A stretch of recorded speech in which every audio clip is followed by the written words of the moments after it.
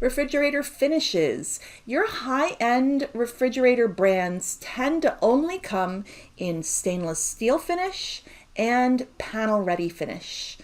The freestanding refrigerators at the low end of the budget often have other options like white or black, all right, but the high-end ones, not so much, because panel ready is very, very popular.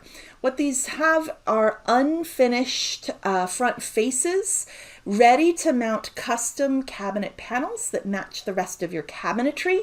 Right, so your cabinet supplier would make these panels for you, right, and then they get installed. And here's a good example right here, because this is a refrigerator, and you can tell that it is paneled exactly like the rest of the cabinets. Let's look at some standard sizes for refrigerators. Starting with your freestanding models, they're typically 30 inches, 36 inches, some 24 inch, some 42, some 48 models exist, all right? And make sure when you're considering the width of that model, you add ventilation clearance along the sides. Your height is typically 70 inches, but that's going to vary, so go ahead and check with your specific model, and you'll need to add a ventilation clearance to that as well. The depth of freestanding refrigerators comes in kind of two standards. We've got standard depth and counter depth.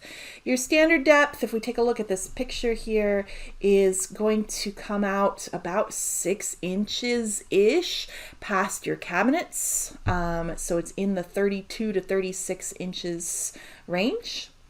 Your counter depth is a little bit shallower, and it is going to be typically 24 to 30 inches deep, so it will typically pop out a little bit from the edge of your countertop, but not nearly as much.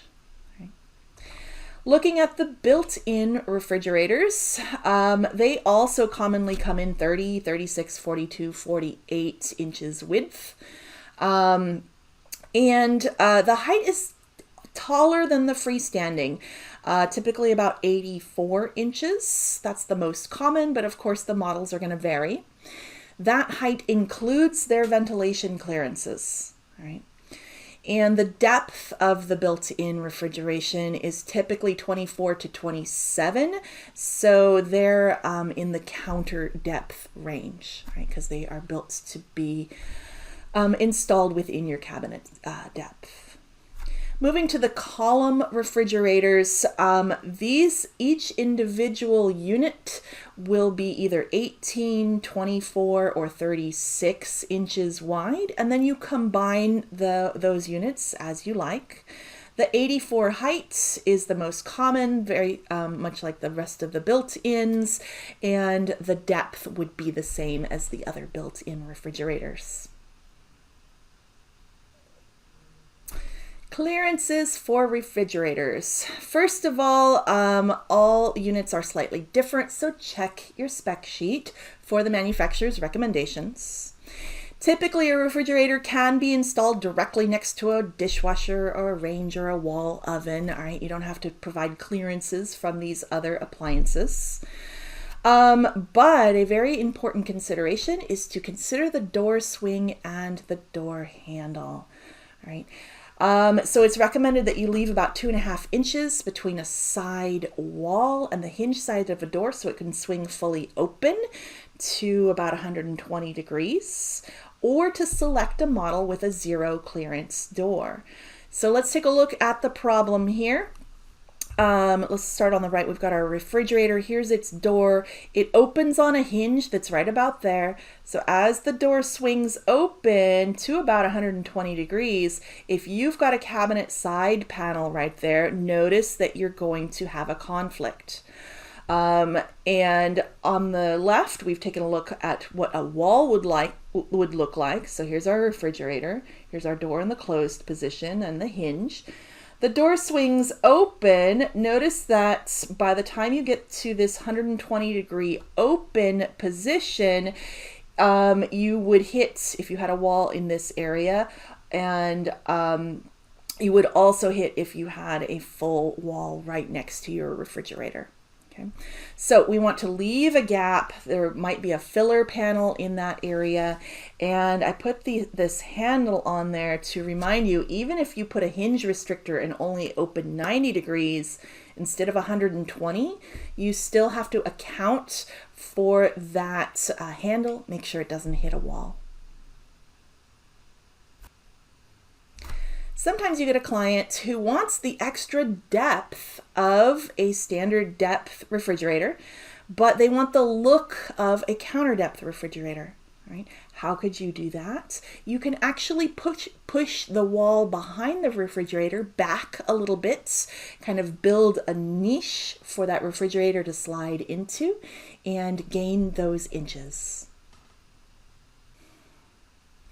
All right, this next one is specific to freestanding refrigerators. You need to provide space on all three sides for ventilation, and actually the back as well.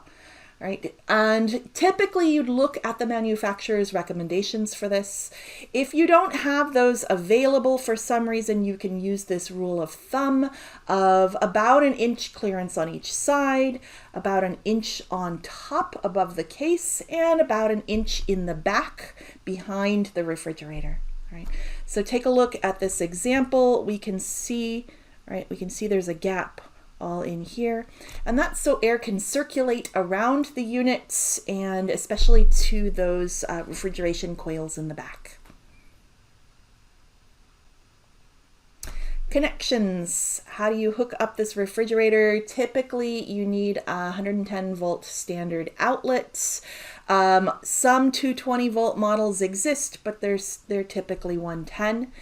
And California code requires that that outlet be its own dedicated circuit. Right? If your model has an ice maker or a water dispenser, you're going to need a water connection as well. That could be a dedicated water connection recessed in the wall behind it. Or here's kind of the low-cost way to do it. This white line here would be connected kind of through the back of the cabinets all the way to the sink, wherever the water supply is in your kitchen.